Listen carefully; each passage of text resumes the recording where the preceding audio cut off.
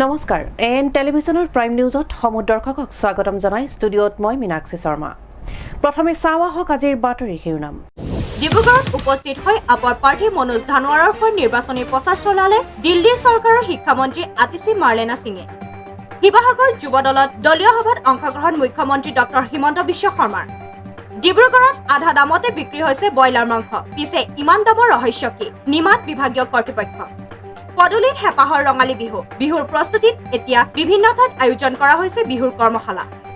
এতিয়া বিতং বাতৰি। ডিব্ৰুগড়ত উপস্থিত হৈছেহি দিল্লী চৰকাৰৰ শিক্ষামন্ত্ৰী আতিশী মাৰ্লেনা সিং। দুলীয়াজান ৰেলৱে ষ্টেচনৰ পৰা কেন্দ্ৰীয় শ্বহীদ বেদীলৈকে পথ শোভাযাত্ৰা কৰি ডিব্ৰুগড় লোকসভা সমষ্টিৰ আপৰ প্ৰাৰ্থী মনোজ ধানোৱাৰৰ হৈ নিৰ্বাচনী প্ৰচাৰ চলালে মন্ত্ৰীগৰাকীয়ে। দুলীয়াজানত আম আদমি পাৰ্টিৰ বিশাল ৰোড শ্ব'। ডিব্ৰুগড় লোকসভা সমষ্টিৰ আম আদমি পাৰ্টিৰ প্ৰাৰ্থী মনোজ ধানোৱাৰৰ হৈ প্ৰচাৰত অংশগ্ৰহণ দিল্লীৰ শিক্ষামন্ত্ৰী আতিশী সিঙৰ।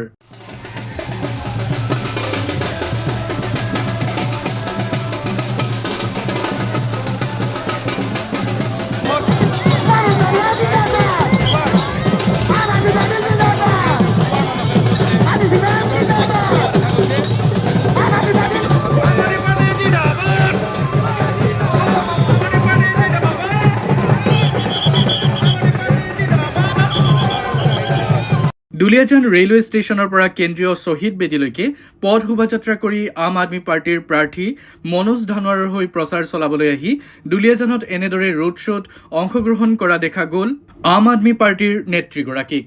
आसाम के लोग भी देख रहे हैं कि किस तरह से भारतीय जनता पार्टी ने झूठे आरोप लगा के अरविंद केजरीवाल को जेल में डाला है।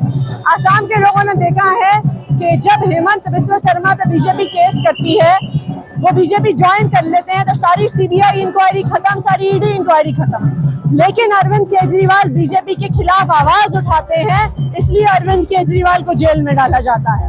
क्यों? क्योंकि भारतीय जनता पार्टी को अरविंद केजरीवाल के काम से डर लगता है। उन्होंने जो अच्छे स्कूल बनाए उससे डर लगता है, अच्छे हॉस्पिटल बनाए उससे डर लगता है, महिलाओं को फ्री बस यात्रा दी उससे डर लगता है, युवाओं को नौकरियां दी इससे डर लगता है। तो आज अरविंद केजरीवाल के लिए जो देश में प्यार है, आसाम में प्यार है, डिब्रूगढ़ में प्यार है, मुझे पूरा भरोसा है कि इस बार लोकसभा के चुनाव में आसाम में आम आदमी पार्टी का खाता जरूर खुलेगा। देखिए, डिब्रूगढ़ के लोगों के लिए मैं बस ये कहना चाहूंगी कि जैसे उन्होंने हमेशा प्यार और आशीर्वाद बनाए रखा है, इस बार लोकसभा के चुनाव में भी हमें वोट दें कि उनके बच्चों को अच्छे स्कूल मिले, डिब्रूगढ़ को अच्छे अस्पताल मिले, चाय के बागानों पे जो लोग काम कर रहे हैं उनको अपने जमीन के और घर के पट्टे मिले, जो छोटे किसान चाय उगा रहे हैं उनको एक मिनिमम सपोर्ट प्राइस मिले। आम लोगों के लिए काम करने वाली सरकार है आम आदमी पार्टी, आम लोगों के लिए काम करने वाली पार्टी है आम आदमी पार्टी, और डिब्रूगढ़ के लिए के हर आम औरत और आदमी के लिए हम काम करते हैं।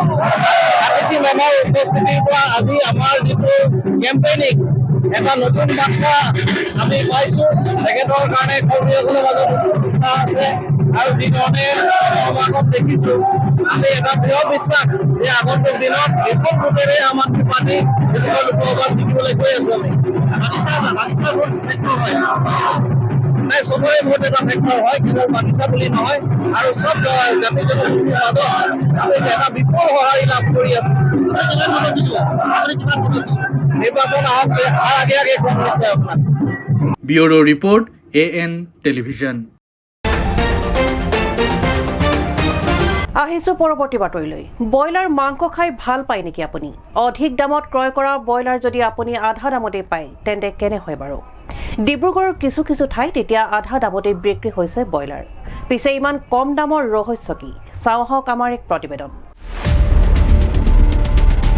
ব্ৰইলাৰ লাগে নেকি আপোনাক? কিমান টকা লাগিব 1 কিলো ব্ৰইলাৰত? পানীৰ দৰত কিনিব পাৰিব ব্ৰইলাৰ? এয়া সপোন নহয়, এয়া এতিয়া বাস্তৱ। হয়, ডিব্ৰুগড়ৰ কিছু কিছু ঠাইত এতিয়া পানীৰ দৰত বিক্ৰী হৈছে ব্ৰইলাৰ মাংস। আপুনি যি দামত মাংস ক্ৰয় কৰে তাৰ তুলনাত আধা দামতে ব্ৰইলাৰ মাংস বিক্ৰী কৰে ডিব্ৰুগড়ৰ একাংশ ব্ৰইলাৰ মাংস বিক্ৰেতাই। কিন্তু এয়া কেনেকৈ সম্ভৱ? একেই ব্ৰইলাৰ মাংস কোনোবাই বিক্ৰী কৰে দামত আৰু কোনোবাই দিয়ে পানীৰ দৰত। ইয়াৰ ৰহস্য কি? কোনোৰ মতে এয়া বেমাৰী বা মৃত ব্ৰইলাৰ। কি সঁচা কি মিছা? চকুমুদা কুলিৰ ভাৱত বিভাগীয় কৰ্তৃপক্ষ। যদি এয়াই সঁচা তেন্তে ডিব্ৰুগড়বাসীয়ে যে এক সম্ভাৱ্য বিপদৰ দিশে আগবাঢ়িছে সেয়াও খাটাং। গৰমৰ কাৰণে আমি অলপ মানে কম ৰেটত বিকিছোঁ আৰু চবতকে 100 টকা গোটা 100 টকা গোটা 140 টকা লোকেল ফাৰ্ম হয় কোম্পানীৰ মালেই হয় মানে আমাৰ কম ৰেটত মানে বিকি আছোঁ আৰু বেছিকৈ বিকি একেটাই হয়। এইটো আমি আজি আপোনাৰ 2-3 মাহৰ আগৰ পৰা চলাই আছোঁ। ডিব্ৰুগড়ৰ পৰা আইনুলৰ সহযোগত জয় ইছলামৰ ৰিপৰ্ট AN টেলিভিজন। শিৱসাগৰ যুৱদলত দলীয় সভাত অংশগ্ৰহণ মুখ্যমন্ত্ৰী ডক্টৰ হিমন্ত বিশ্ব শৰ্মাৰ। সভাত কংগ্ৰেছৰ ন্যায়পত্ৰত উল্লেখিত 40% নিবনুৱা বৃদ্ধি সন্দৰ্ভত মন্তব্য মুখ্যমন্ত্ৰীৰ। বিৰোধীয়ে নিৰ্বাচনী বিধি উলংঘা কৰি শাসকীয় দলে অৰুণোদয় আঁচনিৰ প্ৰপত্ৰ বিতৰণৰ অভিযোগৰ প্ৰত্যুত্তৰ কথাও উল্লেখ কৰে মুখ্যমন্ত্ৰীগৰাকীয়ে। শিৱসাগৰত মুখ্যমন্ত্ৰী ডক্টৰ হিমন্ত বিশ্ব শৰ্মা শিৱসাগৰ যুৱদলত দলীয় সভাত অংশগ্ৰহণ। ভাৰতবৰ্ষৰ শেষৰজন ব্যক্তিও যেতিয়ালৈকে বিজেপিলৈ নাহে তেতিয়ালৈকে আমাৰ প্ৰচেষ্টা অব্যাহত থাকিব। অসমত নিবনুৱাই বিনা পইচাত চাকৰি পায়, লোন পায়। কোনোবাই মিছা কথা কৈছে, ক'লে মুখ্যমন্ত্ৰীয়ে। অসমতো নিবনুৱাই বিনা পইচাত চাকৰি পায়, বিনা পইচাত লোন পায়। ক্ৰাইম অসমত 60% কমিছে। কংগ্ৰেছৰ সময়ৰ কথাবিলাকে কৈ আছে, আমাৰ সময়ৰ কথাবিলাক কোৱা নাই। লখিমপুৰত উদয় কৃষ্ণ হাজৰিকাৰ বিপক্ষে কিশোৰ নাথ বোলা এজনে পদত্যাগ কৰিছে। তেখেতে কৈছে যে 1 কোটি টকা লৈছে। কংগ্ৰেছত এতিয়া একো নাই। ৰাজীৱ ভৱনত বহিবৰ কাৰণেও মানুহ নাই, অফিচবিলাক খালী হৈ আছে, চকীত বহিব মানুহ নাই আৰু ডেইলি এজন দুজনে অভিযোগ দি গৈয়ে আছে। গতিকে মই ভাবোঁ 26লৈকে কংগ্ৰেছ নাথাকে। কংগ্ৰেছে নিজৰ দিনৰ কথা কৈ আছে, আমাৰ দিনৰ কথা কোৱা নাই। কংগ্ৰেছৰ ন্যায়পত্ৰত উল্লেখিত 40% নিবনুৱা বৃদ্ধি সন্দৰ্ভত এইদৰে মন্তব্য কৰে মুখ্যমন্ত্ৰীয়ে। নিৰ্বাচন গণতান্ত্ৰিক দেশ এখনৰ বাবে এক ফেষ্টিভেল। গতিকে ৰাইজে এই সময়ত কি পাব কি নাপাব সেই বিষয়ে জানিব লাগিব। বিৰোধীয়ে নিৰ্বাচনী বিধি উলংঘা কৰি শাসকীয় দলে অৰুণোদয় আঁচনিৰ প্ৰপত্ৰ বিতৰণৰ অভিযোগৰ প্ৰত্যুত্তৰ এইদৰে দিয়ে মুখ্যমন্ত্ৰীগৰাকীয়ে। দিব লাগে, আকৌ পত্ৰ ল'ব লাগে, পত্ৰ ফিল আপ কৰিব লাগে, অৰুণোদয় ল'ব লাগে। তেওঁলোকে কিয় লৈছে মই ক'ব নোৱাৰো। আমাৰ ফালেতো লোৱা নাই। লৈছে যদি ভুল কৰিছে, কাৰণ নিৰ্বাচনী আয়োগেতো ইয়াত কোনো বেন অৰ্ডাৰ দিয়া নাই। এইটো কোনোবাই যদি অবজাৰভাৰে নিজে নিজে লৈছে তেওঁলোকে ভুল কৰিছে, কাৰণ এতিয়ালৈকেতো নিৰ্বাচনী আয়োগে আমাক একো কোৱা নাই। নিৰ্বাচনৰ সময়তে কৰিব লাগে, কাৰণ গণতন্ত্ৰৰ উৎসৱ এইটো সময়তে যদি মানুহে নাজানে মই কি পাম কি নাপাম, ভোট কিয় দিব? গতিকে ফেষ্টিভেল অফ ডেমক্ৰেচি, যি ৰাইজৰ কাৰণে ভাল ক'ব খুজিছে এতিয়া কওক, ইলেকশ্যনৰ পিছত কৰক। এইটো হ'ল কোৱাৰ সময় আৰু ইলেকশ্যনৰ পিছত হৈছে কৰাৰ সময়। গতিকে আপোনালোকে অৰুণোদয়ক প্ৰচাৰ কৰি দিছে, এইটো কথা কৈ আমাৰ কাৰণে ফ্ৰী পাব্লিচিটি হৈ আছে। মুখ্যমন্ত্ৰীৰ পুনৰ মন্তব্য ভূপেন বৰা 2025ত বিজেপিলৈ আহিব। প্ৰথম পৰ্যায়ৰ নিৰ্বাচনত 5খন আসনত বিশেষ প্ৰতিদ্বন্দ্বিতা নহ'ব। দ্বিতীয় পৰ্যায়ৰ 1 আৰু তৃতীয় পৰ্যায়ৰ 1 আসনত প্ৰতিদ্বন্দ্বিতা আছে। শিৱসাগৰত বিজেপিয়ে লিড ল'ব। 2026ত কংগ্ৰেছ দল শেষ হ'ব। বৰ্তমান ৰাজীৱ ভৱনত বহিবলৈও মানুহ নাই। এই কথা মুখ্যমন্ত্ৰীৰ। অখিল গগৈয়ে ক'ত প্ৰচাৰ চলাই আছে?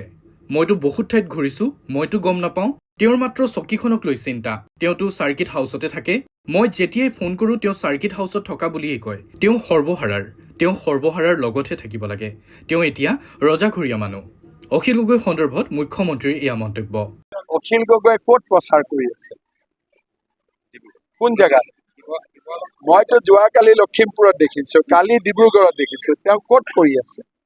আৰু তেওঁৰ চকীখনতে তেওঁৰ টেনশ্যন হৈ থাকে, তেওঁ জঁপিয়াই থাকে। গতিকে তেওঁক আপুনি ক'ত কি কৰি আছে আপুনি নাজানে আৰু। তেওঁ যদি কয় ই কলা, তাৰমানে মনে মনে বগা হ'ব পাৰে। এই বগা যদি কয় তেওঁ মনে মনে কলা হ'ব পাৰে। তেওঁৰ কথাত কোনেও বিশ্বাস নকৰে। মোকতো শিৱসাগৰত যিমান মানুহে লগ পায় চবে কয় ভুল হৈ গ'ল বুলি। যে জেলত থাকোঁতে অলপ দূৰে দূৰে আছিল, চিনি পোৱা নাছিলোঁ, দি দিলোঁ বুলি কয়। এতিয়াতো কোনে একো নকয়। আধা সময়তো চাৰ্কিট হাউচতে বহি থাকে। বহিব লাগিছিল সৰ্বহাৰাৰ ঘৰত, বহি থাকে চাৰ্কিট হাউচত। আমিয়ে ইমান দেৰি চাৰ্কিট হাউচত নবহো। মই কেতিয়াবা ফোন কৰোঁ, ক'ত আছা অখিল? চাৰ্কিট হাউচত। ইমানটো বাবুবিলাকো নাথাকে চাৰ্কিট হাউচত ইমান। ইয়াততো আমি 5টা প্ৰথম পৰ্যায়ত নিৰ্বাচন হ'ব, 5খন আসনত বিশেষ প্ৰতিদ্বন্দ্বিতা নাই। ছেকেণ্ড ফেজত এখন আসন আৰু থাৰ্ড ফেজত এখন আসনতে আমাৰ প্ৰতিদ্বন্দ্বিতা আছে। মানে শিৱসাগৰ সমষ্টি লিড পাব যিহেতুকে ভাল কৰি লিড পাম, এইবাৰ কোনো অসুবিধা নাই। আৰু সমষ্টি পুনৰ নিৰ্ধাৰণৰ পিছত যদি আপোনালোকে 2021ৰ ভোটটো হিচাপ কৰি দিয়ে, আমি লিডতে আছোঁ। Bureau report AN television. এতিয়া লৈছো খন্তেক বিৰতিৰ পাছত পুনৰ আহি আছো বাতৰি মাজলৈ। আপোনাৰ আপোন চহৰ ডিব্ৰুগড়ত এঞ্জিলা এণ্টাৰপ্ৰাইজে আনিছে এটি সোণালী সুযোগ। প্ৰয়োজনীয়তা মাত্ৰ এখন নিজৰ e rickshaw and opportunity to earn limitless money. অধিক জানিবলৈ যোগাযোগ কৰক 9085585200 আৰু 7002275263।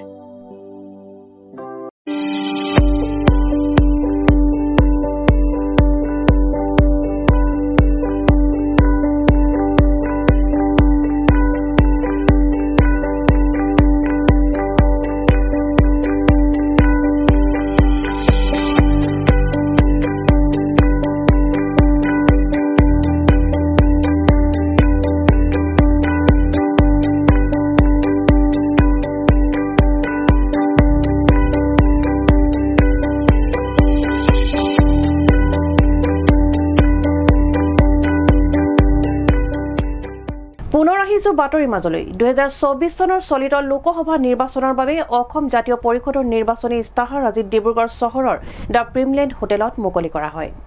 উপস্থিত থাকে অসম জাতীয় পৰিষদৰ সাধাৰণ সম্পাদক জগদীশ ভূঞাৰ লগতে বহু গণ্যমান্য ব্যক্তি। 2024 চনত চলিত লোকসভা নিৰ্বাচনৰ বাবে অসম জাতীয় পৰিষদৰ নিৰ্বাচনী ইস্তাহাৰ আজি ডিব্ৰুগড় চহৰৰ দ্য প্ৰিমলেণ্ড হোটেলত মুকলি কৰা হয়।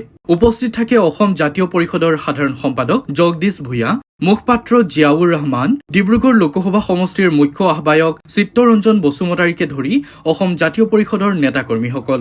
এই সন্দৰ্ভত জগদীশ ভূঞাই কয়, লুৰিণজ্যোতি গগৈ অসমৰ জাতীয় কণ্ঠ। অসমৰ জনজীৱনৰ লগত জড়িত সমস্যাসমূহৰ লগতে অসমৰ জাতীয় সমস্যাসমূহ লুৰিণজ্যোতি গগৈৰ জৰিয়তে সংসদত প্ৰস্তাৱিত হ'ব। অসমৰ জনতাৰ সকলো আশা আৰু সপোন বাস্তৱায়িত কৰিবলৈ আমাৰ দল অংগীকাৰবদ্ধ। ডিব্ৰুগড় তিনিচুকীয়া জিলাৰ পৰা ৰাজহৰ উৎপাদন অধিক যদিও চৰকাৰে আন্তৰিকতাৰে উন্নয়নৰ ক্ষেত্ৰত ডিব্ৰুগড় লোকসভা সমষ্টিৰ বাবে একো কাম কৰা নাই। লুৰিণজ্যোতি গগৈৰ জৰিয়তে আমি সমস্যাসমূহ সমাধান কৰিবলৈ আগবাঢ়িছো। অন্যহাতে ইস্তাহাৰ মুকলি কৰি ভূঞাই এই সন্দৰ্ভত কয়, মানে গণতন্ত্ৰৰ সংবিধানক মানে এইদৰে নিশেষ কৰাৰ ষড়যন্ত্ৰ ৰাজনৈতিকভাৱে আৰম্ভ হ'ল। সেই প্ৰক্ৰিয়াৰ পৰা যদি আমি দেশখনক উদ্ধাৰ নকৰোঁ, ৰক্ষা নকৰোঁ, দেশৰ জনসাধাৰণে হয়তো আৰু 5 বছৰ পিছত ভোট দিয়াৰ অধিকাৰো হেৰুৱাই পেলাব। একোৱেই নাই, গণতন্ত্ৰ সকলোবোৰ নিষেধ কৰিবলৈ ষড়যন্ত্ৰ চলিছে। তো তাৰ বাবে আমি দেখি আছোঁ যে ভাৰতবৰ্ষত যদি মন কৰে যে এতিয়াও 67% মানুহ বিজেপিৰ বিৰুদ্ধে ভোটদান কৰে। তেওঁলোকে 33 পৰা 37% ভোট লৈ চৰকাৰ গঠন কৰে। গতিকে বিজেপি বিৰোধী এই বিশাল ভোটাৰসকলক যদি একত্ৰিত কৰিব পৰা যায়, তেতিয়াহ'লে নিশ্চিতভাৱে বিজেপি শাসনৰ পৰা আঁতৰাটো সম্ভৱ হ'ব পাৰে। গতিকে আমাৰ ধাৰণা আছিল, আমি এটা প্ৰক্ষেপ কৰিছিলোঁ আমাৰ ধাৰণা যে সকলো বিৰোধী দলৰ এটা ঐক্যবদ্ধ প্ৰক্ৰিয়া আৰম্ভ হ'ব লাগে আৰু বিজেপিৰ বিৰুদ্ধে 1-to-1 এজনৰ বিপৰীতে এজন প্ৰাৰ্থী প্ৰক্ষেপ কৰিলে নিশ্চিতভাৱে সুফল পোৱা যাব। আৰু আমাৰ সেই ধাৰণাটোকে পৰৱৰ্তী সময়ত এটা আমি দেখিলোঁ যে ফলপ্ৰসূ হ'ল। গতিকে ভোট বিভাজন ৰোধ কৰি বিজেপি বিৰোধী ভোটক একত্ৰিত কৰি বিজেপিৰ বিৰুদ্ধে প্ৰাৰ্থী প্ৰক্ষেপ কৰাটোৱেই মূল উদ্দেশ্য আছিল। গতিকে আমি নতুন দল, গতিকে আমি এই সমষ্টিটো আমি লৈছিলোঁ। এই সমষ্টিৰ পৰা আমি আমাৰ লোকসভাৰ গোটেই সংসদীয় ব্যৱস্থাটোৰ আমি যাত্ৰা আৰম্ভ কৰিম। ডিব্ৰুগড়ৰ পৰা জয়ৰ সহযোগত আইনুল আহমেদৰ ৰিপৰ্ট AN টেলিভিছন। আহিছো অন্য এক বাতৰিলৈ। এক দীঘলীয়া সময়ৰ সক্ৰিয় ৰাজনীতিৰ পৰা আঁতৰত থকা BPF দলৰ একালৰ এগৰাকী শক্তিশালী নেতা তথা প্ৰাক্তন মন্ত্ৰী চন্দন ব্ৰহ্মই এৰিলে BPF। শীঘ্ৰেই যোগদান কৰিব প্ৰমোদ বড়োৰ নেতৃত্বাধীন UPPL দলত। সমাগত লোকসভা নিৰ্বাচনৰ প্ৰাক মুহূৰ্তত বড়োভূমিৰ ৰাজনীতিৰ আটাইতকৈ ডাঙৰ খবৰ হিচাপে বিবেচিত হৈছে প্ৰাক্তন BPF নেতা তথা প্ৰাক্তন মন্ত্ৰী চন্দন ব্ৰহ্মৰ পুনৰ সক্ৰিয় ৰাজনৈতিক খোজ। এক দীঘলীয়া সময় সক্ৰিয় ৰাজনীতিৰ পৰা আঁতৰত থকা BPF দলৰ একালৰ এগৰাকী শক্তিশালী নেতা তথা প্ৰাক্তন মন্ত্ৰী চন্দন ব্ৰহ্মই সকলো জল্পনা-কল্পনাৰ অন্ত পেলাই অৱশেষত পুনৰ সক্ৰিয় ৰাজনীতিত প্ৰৱেশ কৰাৰ সিদ্ধান্ত গ্ৰহণ কৰে।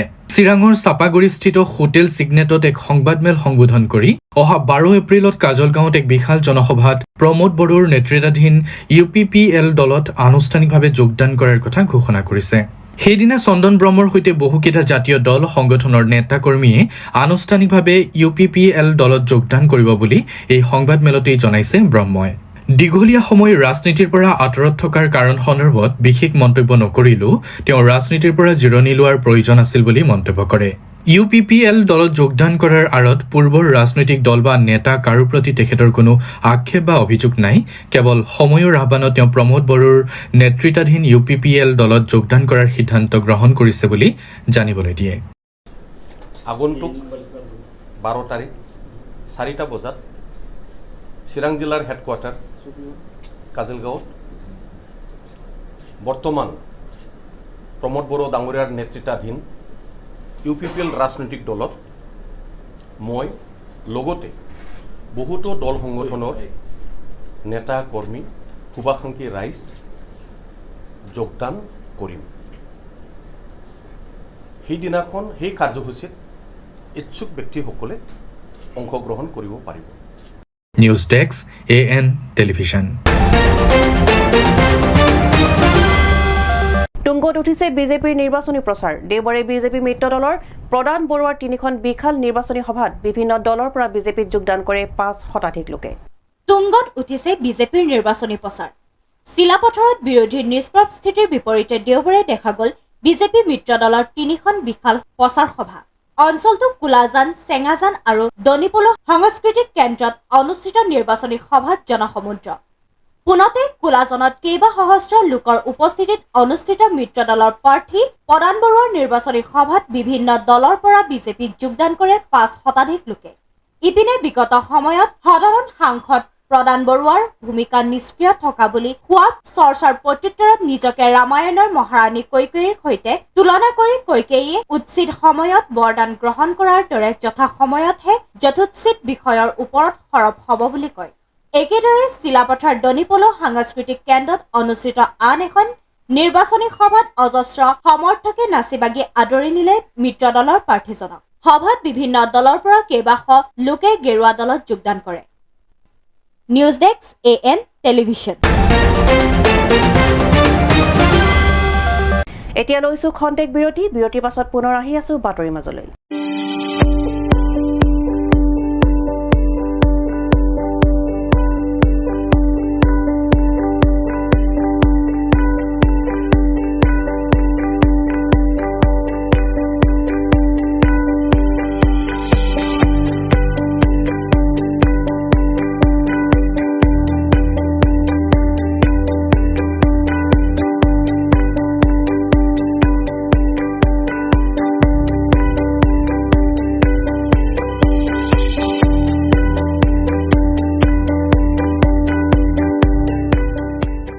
পুনৰ আহিছো বাতৰিৰ মাজলৈ। অৱশেষত আহিল সেউজ সংকেত। বিহু সমিতিলৈ ভাল খবৰ। এই বৰ্ষত দেশৰ লগতে ৰাজ্যত নিৰ্বাচনী আচৰণবিধি বলবৎ হোৱাৰ বাবে বিহু কমিটিলৈ আৰ্থিক অনুদান প্ৰদানত আহি পৰিছিল বাধা। কিন্তু শেষত জনাই যে বিহু কমিটিসমূহে লাভ কৰিব চৰকাৰী অনুদান। ৰাজ্যৰ বিহু কমিটিসমূহলৈ ভাল খবৰ। বিহু কমিটিসমূহে লাভ কৰিব চৰকাৰী অনুদান। সমাগত ৰঙালী বাঢ়িছে লোকবাদ্য শিল্পীসকলৰ ব্যস্ততা। ঢোলৰ গুমগুমনি, পেপাৰ টিহিটিমাতত এতিয়া ৰজন জনাইছে সমগ্ৰ ৰাজ্য। ৰাজ্যৰ বিহু কমিটিসমূহলৈ ভাল খবৰ। 2 এদিনতে বিহু কমিটিসমূহে লাভ কৰিব চৰকাৰী অনুদান। ৰাজ্য চৰকাৰৰ অনুৰোধক সেউজ সংকেত প্ৰদান কৰিলে ভাৰতীয় নিৰ্বাচন আয়োগে। নিৰ্বাচনী বিধিৰ বাবে চৰকাৰে দিব পৰা নাছিল সাহায্য। উল্লেখ্য যে 2022 চনৰ পৰাই ৰাজ্য চৰকাৰে 10 বছৰতকৈ অধিক পুৰণি বিহু সমিতিসমূহক প্ৰদান কৰি আহিছে 1.5 লাখ টকাৰ অনুদান। ডক্টৰ হিমন্ত বিশ্ব শৰ্মাই মুখ্যমন্ত্ৰীৰ দায়িত্ব লোৱাৰ পিছৰে পৰা ৰাজ্যৰ চান্দা অপসংস্কৃতি ৰোধৰ বাবে গ্ৰহণ কৰি আহিছিল এই পদক্ষেপ। কিন্তু এই বৰ্ষত দেশৰ লগতে ৰাজ্যত নিৰ্বাচনী আচৰণবিধি বলবৎ হোৱাৰ বাবে বিহু কমিটিলৈ আৰ্থিক অনুদান প্ৰদানত বাধা আহি পৰিছিল। কিন্তু অৱশেষত ৰাজ্যৰ বিহু কমিটিক অনুদান প্ৰদানৰ ক্ষেত্ৰত ৰাজ্য চৰকাৰক সেউজ সংকেত প্ৰদান কৰিলে নিৰ্বাচন আয়োগে। ৰাজ্যৰ 2306খন বিহু কমিটিয়ে এইবাৰ লাভ কৰিব চৰকাৰী আৰ্থিক অনুদান। News desk AN television. সোমবাৰে যোৰহাট লোকসভা সমষ্টিৰ অন্তৰ্গত টিয়ক আৰু মৰিয়নি বিধানসভা সমষ্টিত নিৰ্বাচনী প্ৰচাৰ মন্ত্ৰী পীযুষ হাজৰিকাৰ। ৰান্ধনী সহায়িকাক বিজেপিক ভোট দিবলৈ আহ্বান মন্ত্ৰীগৰাকীৰ। আজি পুৱাৰে পৰা যোৰহাট লোকসভা সমষ্টিৰ অন্তৰ্গত টিয়ক আৰু মৰিয়নি বিধানসভা সমষ্টিত চলাইছে মাৰাথন নিৰ্বাচনী প্ৰচাৰ মন্ত্ৰী পীযুষ হাজৰিকাই। বিয়লি মৰিয়নি নাগাজাংকা ৰংগমঞ্চত ৰান্ধনী আৰু সহায়িকাসকলৰ লগত মিলিত হোৱা এক সভাত তেওঁলোকৰ দুখ দুৰ্দশাসমূহ দূৰ কৰাৰ পদক্ষেপ হাতত লোৱা হ'ব বুলি কয় আৰু লগতে বিজেপিক ভোট দিবলৈ আহ্বান জনায় মন্ত্ৰীগৰাকীয়ে। অন্যহাতে যোৰহাট লোকসভা সমষ্টিত 1.5 লাখ ভোটৰ ব্যৱধানত বিজেপি জয়ী হ'ব বুলি জানিব দিয়ে। লগতে ভূপেন বৰাৰ দিনতে অসমত কংগ্ৰেছ শূন্য হ'ব বুলি তেওঁ জনায়। মৰিয়নিত সকলোতকৈ ভাল দেখিছোঁ। মৰিয়নিত 40,000 পৰা 45,000 ভোটৰ ব্যৱধানত আমি লিড কৰিম আৰু 2.5 লাখ ভোটৰ ব্যৱধানত লোকসভাটোত জিকিম। আপোনালোকে মোতকৈ বেছি ভালদৰে জানে, তথাপিতো আপোনালোকে প্ৰশ্ন সোধে আৰু আমাৰ সভাত 1000 মানুহ হয়, কংগ্ৰেছৰ সভাত 150 মানুহ হয়। ডিফাৰেঞ্চটো আপোনালোকে জানেই, তথাপিতো আপোনালোকে সোধে। কিন্তু মই আকৌ কওঁ, আপোনালোকে যিহেতু ইয়াৰে মানুহ, আপোনালোকে ভালদৰে জানে, সাংবাদিক কাৰণে ক'বলৈ বেয়া পায়, কিন্তু আমি বহুত ভালদৰে জিকিম। সমগ্ৰ অসমৰ প্ৰেক্ষাপটত 13টা সমষ্টিত এইবাৰ আমি জয়লাভ কৰিম। ভূপেন বৰাৰ দিনত কংগ্ৰেছ নিশ্চিহ্ন হ'ল, কংগ্ৰেছটো ধ্বংস হ'ল। ভূপেন বৰা ডাঙৰীয়াই কিহৰ পুতক তুলি আছে কংগ্ৰেছৰ ওপৰত নাজানো, কিন্তু ভূপেন বৰা ডাঙৰীয়াৰ দিনত কংগ্ৰেছৰ শূন্য আসন হ'ব আৰু আমি ৰেকৰ্ড সংখ্যক 13টা সমষ্টিত জয়লাভ কৰিম। কিন্তু ভূপেন বৰাই কোনো হেৰি নাই, আগতেতো একেলগে আছিলেই, এতিয়া কিহৰ কাৰণত বেলেগ হৈছে নাজানো। যোৱা বিধানসভা নিৰ্বাচনত একেলগে খেলা নাছিল নেকি? সেই পাপৰ পৰা কেনেকৈ মুক্তি পাব? আহিব নেকি বিজেপিলৈ? ভূপেন বৰা ডাঙৰীয়া আহিব নাহিব মুখ্যমন্ত্ৰী ডাঙৰীয়া কৈ আছে। কংগ্ৰেছ একেটা মুদ্ৰা পিডিপিডি নেকি? ডেফিনেটলি হয়। যোৱাবাৰ একেলগে ইলেকশ্যন খেলা নাছিল নেকি? এইবাৰ কিহৰ বাবে তেওঁলোকৰ এটা কথা থাকে, কেতিয়াবা মিল কেতিয়াবা অমিল, মাটি বাৰীৰ কাজিয়া লাগেই ভাই ককায়েকে। তেওঁলোক ভাই ককায়েক মাটি বাৰীৰ কাজিয়া লাগিছে, আকৌ ঠিক হৈ যাব। Bureau report AN television. আজিৰ শেষৰটো বাতৰি। পদূলিমুখত আহি পালেহি হেঁপাহৰ ৰঙালী বিহুটি। ৰাজ্যৰ বিভিন্ন প্ৰান্তৰ লগতে ডিব্ৰুগড়ৰ ৰেলৱে ইনষ্টিটিউট প্ৰেক্ষাগৃহত কৰ্মচাৰী কল্যাণ নিধি ডিব্ৰুগড় যান্ত্ৰিক কাৰখানাৰ লগতে ৰেলৱে বিহু সমিতিৰ উদ্যোগত আৰু ডিব্ৰুগড় বিশ্ববিদ্যালয় আছু গোটৰ সহযোগত 9দিনীয়া কৰ্মশালা অনুষ্ঠিত হয়। পদূলিৰ মুখত আহি পালেহি হেঁপাহৰ ৰঙালী বিহুটি। অসমীয়াৰ স্বাভিমান গৌৰৱ ৰঙালী বিহুটিক আদৰিবৰ বাবে চৌদিশে ঢোলৰ গুণগুমনি। কঁকালত টঙালি বান্ধি কান্ধত গামোচালৈ ডেকাসকলে কোবাইছে, বজাইছে হেঁপাহ। গাভৰুসকলেও মনৰ আপোনজনৰ লগত প্ৰেমৰ মাজেৰে বিহুচৰি নাচিবৰ বাবে সাজু হৈছে। ৰাজ্যৰ বিভিন্ন প্ৰান্তৰ লগতে ডিব্ৰুগড়তে দেখিবলৈ পোৱা গৈছে বিভিন্ন বিহু নাচৰ কৰ্মসূচী। ডিব্ৰুগড়ৰ ৰেলৱে ইনষ্টিটিউট প্ৰেক্ষাগৃহত কৰ্মচাৰী কল্যাণ নিধি ডিব্ৰুগড় যান্ত্ৰিক কাৰখানাৰ লগতে ৰেলৱে বিহু সমিতিৰ উদ্যোগত 3 এপ্ৰিলৰ পৰা অনুষ্ঠিত হোৱা বিহু নাচ, বিহু নাম, মৌকুঁৱৰী আৰু বিহুৱতী কৰ্মশালাখনিৰ প্ৰশিক্ষক দিগন্ত বৰাৰ প্ৰশিক্ষণত 11 তাৰিখে সফল সামৰণি পৰিব। স্থানীয় শিশু, কিশোৰী, গাভৰুসকলৰ উপৰিও বিভিন্ন অঞ্চলৰ পৰা শিক্ষাৰ্থীসকল আহি কৰ্মশালাখনি অধিক আকৰ্ষণীয় কৰিছে।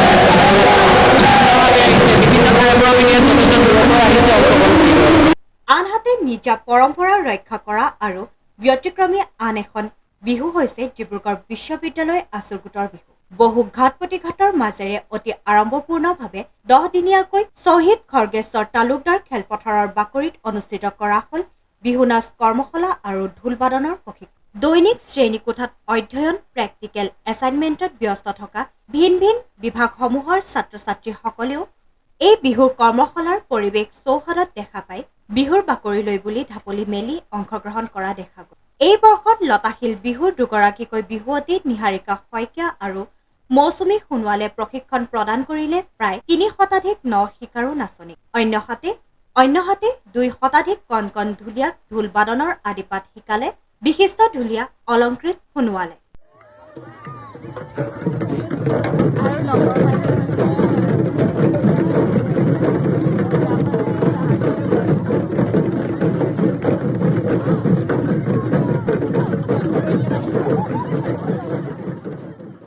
বিহু কৰ্মশালাৰ সামৰণি অনুষ্ঠানত পূৰ্বৰ বৰ্ষৰ দৰে বাৰেৰহণীয়া জনগোষ্ঠীয় সমাৰোহ অনুষ্ঠিত হয়।